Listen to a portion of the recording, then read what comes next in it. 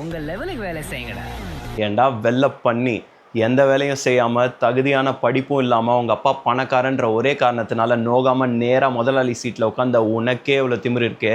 அப்பா அம்மா கஷ்டப்பட்டு ஸ்கூலுக்கு டொனேஷன் கொடுத்து எல்கேஜிலேருந்து 10வது வரைக்கும் ஃபெயில் ஆகாமல் படித்து 10வதுல ஈஸியான குரூப்பெல்லாம் விட்டுட்டு இந்த குரூப் எடுத்தால் தான் இன்ஜினியர் ஆக முடியும்னு சொல்லிட்டு கஷ்டமான குரூப் எடுத்து ஃபிசிக்ஸ்க்கு ஒரு டியூஷன், கெமிஸ்ட்ரிக்கு ஒரு டியூஷன், மேத்ஸ்க்கு ஒரு டியூஷன்,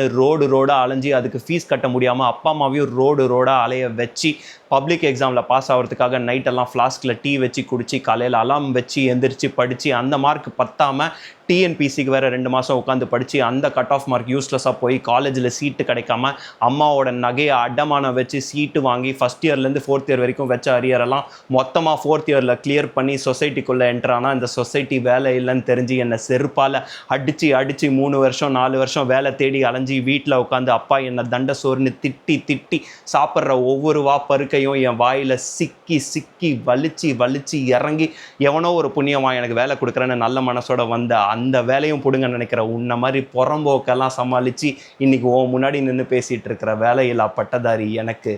எவ்வளோ திமிரு இருக்கும்.